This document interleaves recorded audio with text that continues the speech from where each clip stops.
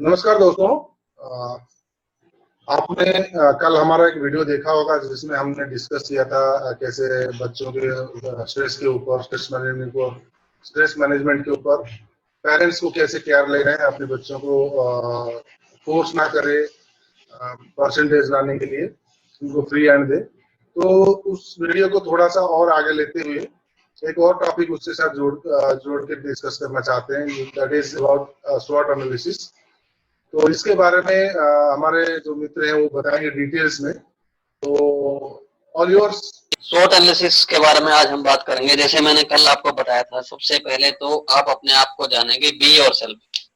और अपने आप को जानने के लिए सबसे अच्छा तरीका जो है वो है स्वॉट एनालिसिस। स्वॉट एनालिसिस बेसिकली एक मैनेजमेंट वर्ड है जिसको बड़े बड़े मैनेजमेंट थिंकर्स और कंपनियां अपने प्रॉब्लम को सोल्व करने के लिए इस्तेमाल करते हैं। और इस एनालिसिस का आजकल स्टूडेंट्स की काउंसलिंग में बहुत इस्तेमाल हो रहा है। ये बड़ा ही इफेक्टिव टूल है। बेसिकली स्वॉट से स्वॉट का, सॉरी फॉर डिस्टर्बिंग, ये जो स्वॉट है SWOT, इसका फुल फॉर्म क्या है? स्वॉट का मीनिंग है S for strength, W for weaknesses, O for opportunities and T for threat. तो इसको बेसिकली जब आप अपने आप को जानना चाहते हैं तो सबसे पहले स्टूडेंट ये जानना चाहिए अपने आप में कि उसकी स्ट्रेंथ क्या है। हम अगर बात करें कि किस टॉपिक में वो ज्यादा उसकी स्ट्रेंथ है, उसको इंटरेस्ट है उसमें और उसका पोटेंशियल ज्यादा है, तो और उसको ये देखना चाहिए मैं और बच्चों से किस सब्जेक्ट में यूनिक हूँ। तो और मेरे आसपास मतलब मैं जहां लीड करता हूँ वो उससे उसको पता चलेगा कि ये मेरी स्ट्रेंथ है। स्ट्रेंथ जानने से उसको क्या होगा, अपने बहुत सारे प्रॉब्लम्स को सोल्व करने के लिए पॉसिबिलिटी ढूंढने में आसानी होगी।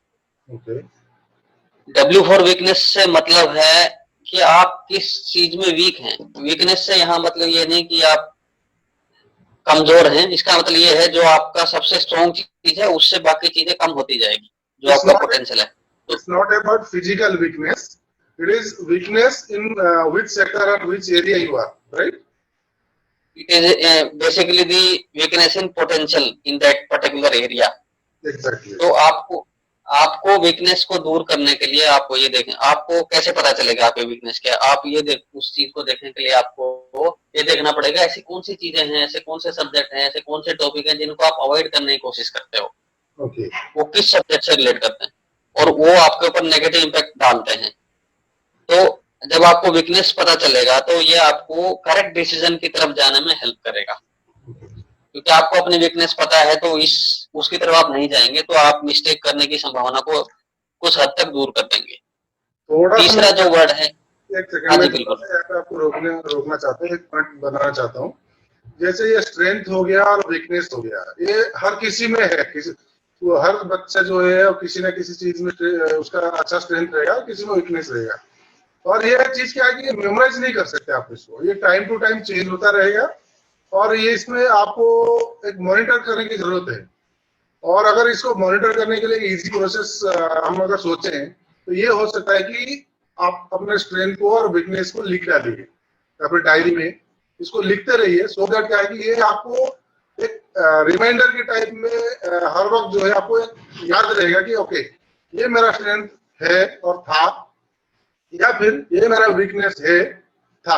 तो ये इसको कहीं ना कहीं आपको थोड़ा सा इम्प्रूव करने में ये मदद कर सकता है।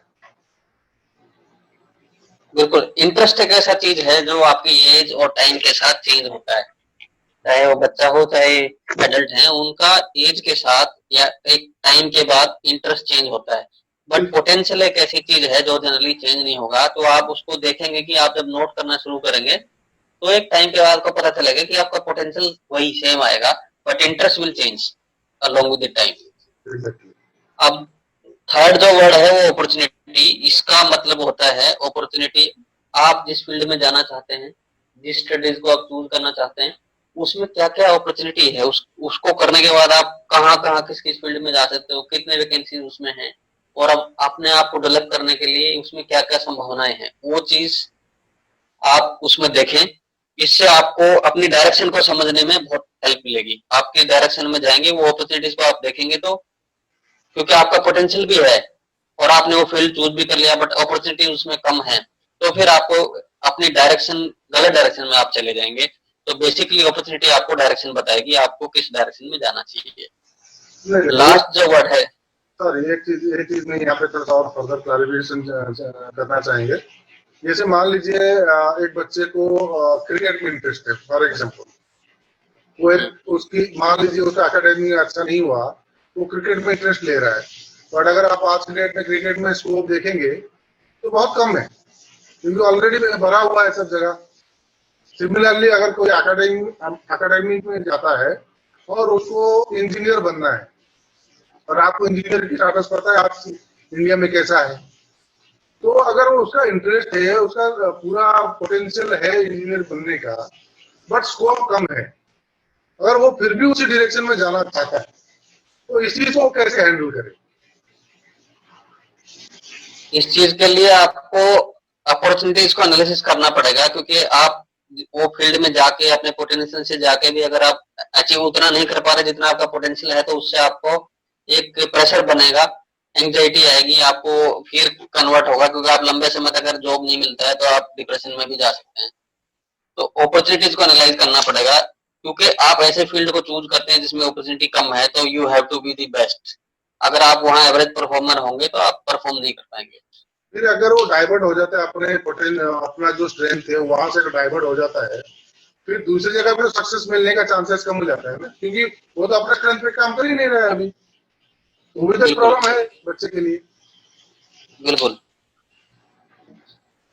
लास्ट जो वर्ड है उसको हम अगर डिस्कस करें अभी, थ्रेट से यहाँ मतलब है कि जो आपने फील्ड चूज किया उसमें क्या क्या प्रॉब्लम्स आगे आती है। मतलब आप एक फील्ड को चूज करके आपने कोई स्पेशलाइजेशन लिया और उसमें आगे चल के लाइफ आगे आपके लिए आगे बढ़ने के लिए स्कोप कम है, मतलब आप आगे अपना जो स्किल है उसको आगे डेवलप नहीं करते, उसकी लिमिट है कि वो इससे आगे उसमें कोई रास्ता जाता नहीं है।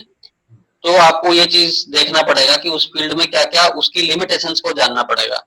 जहां आपका पोटेंशियल ज्यादा है बट उसकी लिमिटेशन आपके पोटेंशियल से कम है, तो आपको वो फील्ड आपके लिए थ्रेट की तरह काम करेगा। तो इसलिए आपको एक रूम क्रिएट करना पड़ेगा, मिड वे मॉडिफिकेशन जिसको बोलते हैं।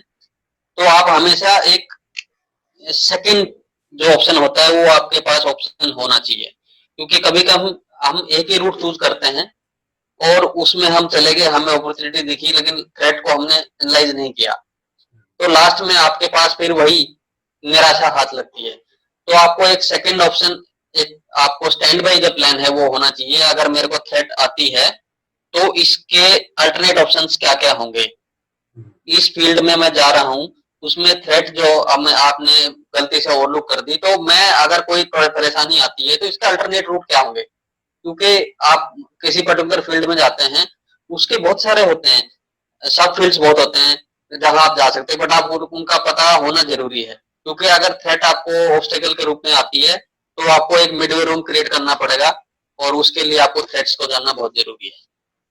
ओके, अगर इसमें एक छोटा सा चीज और ऐड करें तो कि आजकल जैसे आईटी का जमाना है, इंफॉर्मेशन टेक्नोलॉजी हर फील्ड में है। आप कोई भी सेक्टर देख लीजिए, बिना इंफॉर्मेशन टेक्नोलॉजी का कोई सेक्टर आजकल है ही नहीं। मेरे ख्याल से अगर आप देखेंगे, एक सर्वे करेंगे, तो 100% ऑर्गेनाइजेशन में आपको आईटी की एक बहुत बड़ी डिमांड है, चाहे वो बैंक में हो, चाहे टीचिंग जॉब में हो, जो आजकल चल रहा है आपने देखा होगा, ऑनलाइन क्लासेस वगैरह चल रहा है।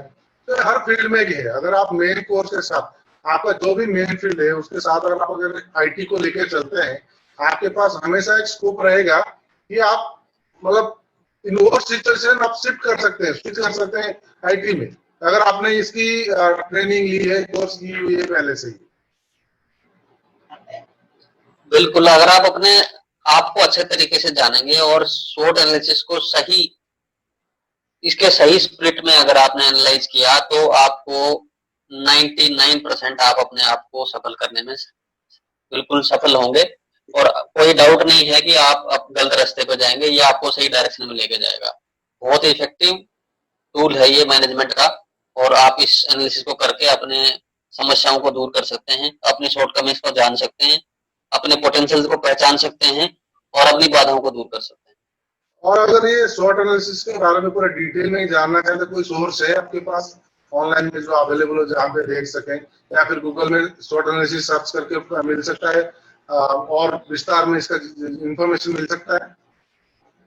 SWOT एनालिसिस के ऊपर आपको n number of videos, n number of articles मिल जाएंगे आपको गूगल के ऊपर, और बहुत अच्छे तरीके से उन्होंने एक्सप्लेन किया। हर फील्ड में आपको अलग अलग तरीके से इसको कैसे अप्लाई करना है, एक से एक आपको इसके ऊपर आर्टिकल मिल जाएगा।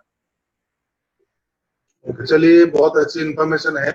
तो जो स्टूडेंट्स हैं, पेरेंट्स हैं, बच्चों के करियर को लेकर के आप लोग ज्यादा चिंतित रहते हैं, तो आपके लिए एक बहुत अच्छी इंफॉर्मेशन है कि आप जरूर इस SWOT एनालिसिस को देखिए, सर्च करिए गूगल में, इसके बारे में आर्टिकल्स पढ़िए, और जो एक्सपर्ट्स हैं, बड़े बड़े एक्सपर्ट्स हैं, जो जिन्होंने SWOT एनालिसिस के बारे में अपनी राय रखी है पहले से, आप उसको देखिए। ये बहुत आपको मदद करने वाला है, और आपके बच्चे के करियर सेट करने में और उसके फ्यूचर सेटल करने में आपको बहुत अच्छी मदद मिलेगी। थैंक यू वेरी मच आज आप हमसे जुड़ने के लिए। अगर आपने हमारा चैनल को अभी तक सब्सक्राइब नहीं किया है तो प्लीज सब्सक्राइब करिए, सो दैट ऐसे ही अच्छी अच्छी जानकारियां आपको मिलती रहे। Thank you.